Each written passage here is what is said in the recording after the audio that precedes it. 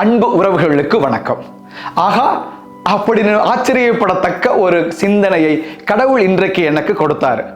அந்த சிந்தனையையும் அதனோடு தொடர்புடைய ஒரு அருட்சகோதரருடைய வாழ்க்கையில் நடந்த அற்புத புதுமையையும் தான் இந்த காணொளியில் உங்களோட நான் பகிர்ந்துக்க இருக்கிறேன். இதுவரை சப்ஸ்கிரைப் செய்யாதவங்க இந்த சேனலை சப்ஸ்கிரைப் செய்யறதோட லைக், கமெண்ட், ஷேர் செய்து மற்றவர்களும் இந்த அரிய தகவலை அறிந்து ஆண்டவரை புகழ உதவி செய்ய உங்களை அன்போட கேட்டுக்கிறேன்.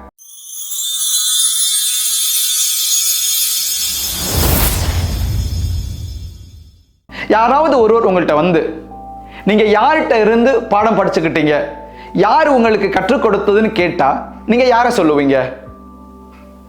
1ஆம் வகுப்பு டீச்சர், அல்லது 5ஆம் வகுப்பு ஆசிரியர், 10, 12, அல்லது உங்களுக்கு கலை ஆர்வம் இருக்கிறது தெரிஞ்சு உங்களுடைய கலையை ஊக்கப்படுத்தினவங்க, விளையாட்டு போட்டிக்கு கூட்டிட்டு போனவர், எவ்வளவு ஏங்க. ஒருவேளை நீங்க வேலை செய்யற இடத்துல யார்கிட்ட நல்ல விஷயங்களை கற்றுக்கொண்டது, இயற்கையிலிருந்து கற்றுக்கொண்டோம். இப்படி பல பதில்கள் நம்ம மனசுக்குள்ள தோணும் தானே.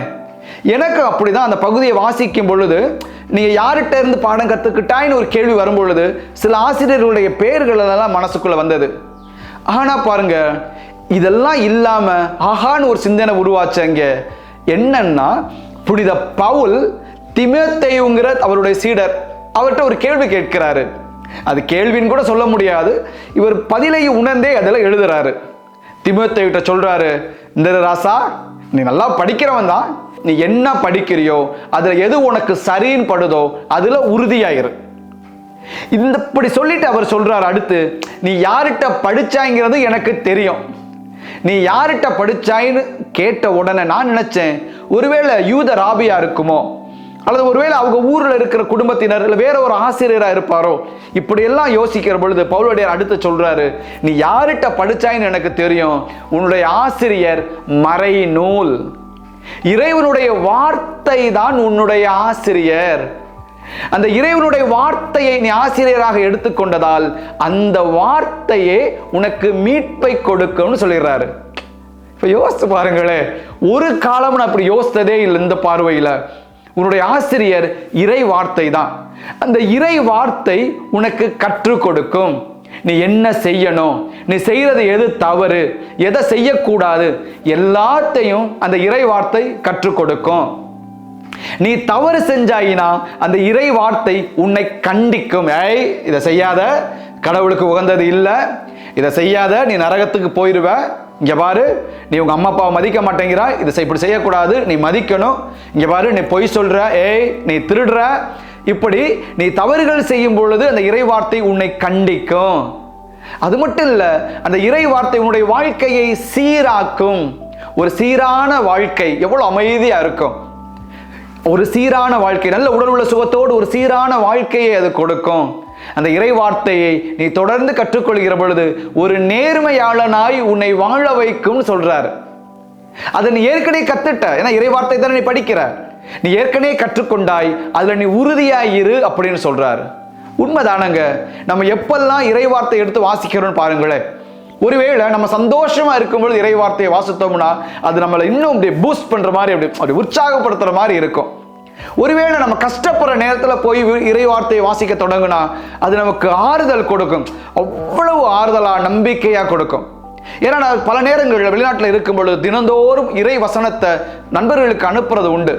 அப்ப அவங்க சொல்லுவாங்க, ஃபாதர், இந்த வார்த்தை இன்றைக்கு எனக்கு ஆறுதலா இருக்குது, இந்த வார்த்தை இன்னைக்கு எனக்கு தேவைப்பட்டுச்சு, நீங்க சரியா அனுப்பி இருக்கிறீங்க.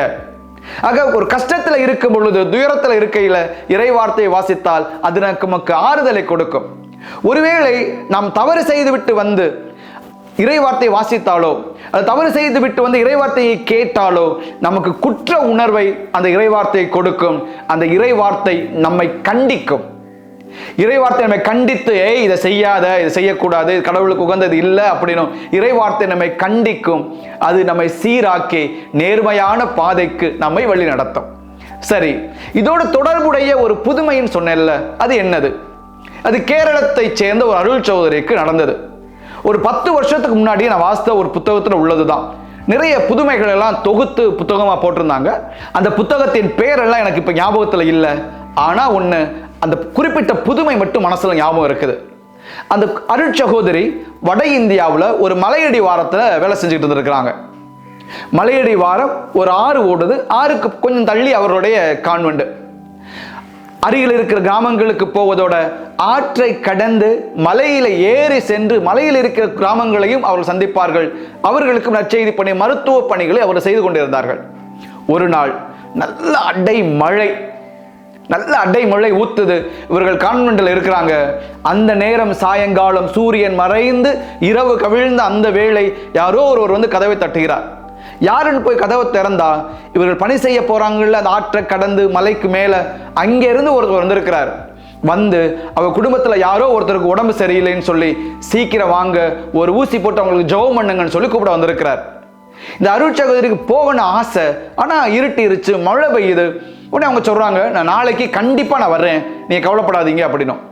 அவர் போயிட்டார் வந்தவர். மறுநாள் அருட்சகோதரி காலையில ஜெபமெல்லாம் முடிச்சுட்டு வேலைகளெல்லாம் முடிச்சுட்டு அந்த மலை கிராமத்தை நோக்கி புறப்படுறாங்க. மடத்துல இருந்து வந்தாச்சு, அந்த பக்கத்துல இருக்க மரங்கள் வீடுகள் எல்லாம் தாண்டி ஆற்றங்கரைக்கு வந்தாச்சு.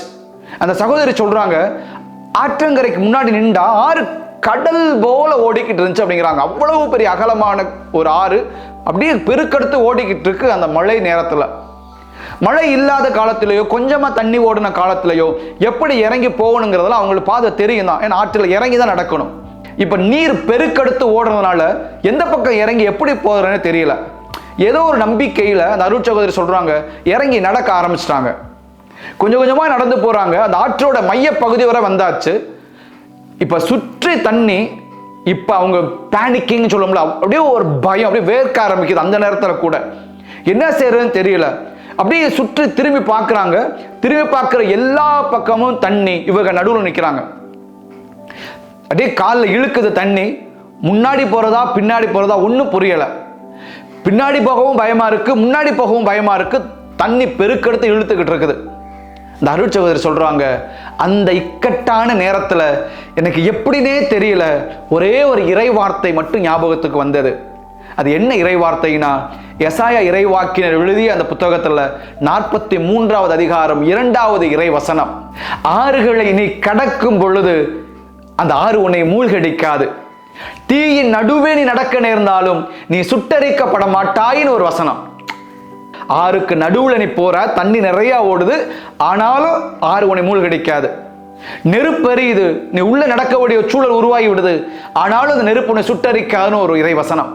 அந்த இறைவசனம் ஞாபகத்துக்கு வந்த பிறகு அவர்கள் தொடர்ந்து ஜெபிக்கிறார்கள். ஆண்டவரே, நீர் சொன்னீரே ஆற்றுக்கு நடுவே நடக்க நேர்ந்தாலும் அந்த நீர் உன்னை மூழ்கடிக்காது என்று சொன்னீரே என சொல்லி அவர் அப்படியே ஜெபித்துக் கொண்டே இருக்கிறார்.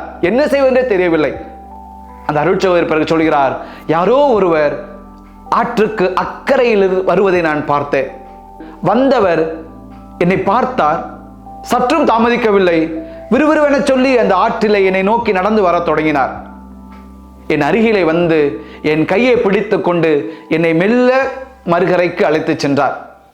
மறுகரைக்கு நான் சென்ற பிறகு என் அந்த பயத்தில் இருந்து, என்ன நடக்கிறதே என்று தெரியாத அந்த ஒரு குழப்ப நிலையிலிருந்து நான் என்னையே ஆசுவாசப்படுத்திக் கொண்டேன். ஆசுவாசப்படுத்திக் கொண்டு கொஞ்சம் பெருமுச்செல்லாம் விட்டு கொஞ்சம் நிதானத்துக்கு வந்த பிறகுதான் அந்த மனிதரை தேடத் தொடங்கினேன். அந்த மனிதர் அங்கே இல்லை. அவர் யார், அவர் பெயர் என்ன, எந்த ஊர், எனக்கு எதுவுமே தெரியாது. இதற்கு முன்னால் அவரை பார்த்தது கூட இல்லை. நான் அவருக்கு ஒரு நன்றி கூட சொல்லவில்லை. அவர் வந்தார், மறுகரையில் என்னை வழிநடத்தி என்னை கொண்டு வந்து நிறுத்தினார், சென்று விட்டார். ஆண்டவர் என்னை அற்புதமாய் என்னை வழிநடத்தி என்னை காப்பாற்றினார். இறை வார்த்தை என்னோடு இருந்து நான் ஜெபிக்கிற பொழுது அது என்னை ஒருபோதும் கைவிட்டது இல்லை என்று அவர் பதிவு செய்திருக்கிறார். ஆம் அன்புக்குரியவர்களே, இறை வார்த்தை நம்முடைய ஆசிரியராகட்டும்.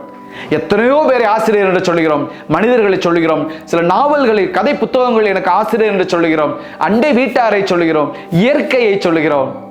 இறை வார்த்தை நம்முடைய ஆசிரியராக இருக்கட்டும். நாம் கற்று தேர்வோம், கற்பதில் உறுதியுடன் நிலைத்து நிற்போம். அது நமக்கு மீட்பை கொடுக்கும். அந்த வார்த்தை நமக்கு கற்றுத்தரும், நம்மை கண்டிக்கும், நம்மை சீர்படுத்தும், நேர்மையாக வாழ அது நமக்கு பயிற்றுவிக்கும். ஒரு காலம் வரும், நம்மையே ஆசீர்வாதமாக அது மாற்றித் தரும். இந்த நாளில் இறை வார்த்தை எழுத்து வாசிக்க தொடங்குவோம். அன்றாட வாசித்து தியானிப்போம். நீங்கள் நலமோடு மகிழ்ந்திருக்க இறைவன் உங்களை நிறைவாக ஆசீர்வதிப்பாராக. God bless you.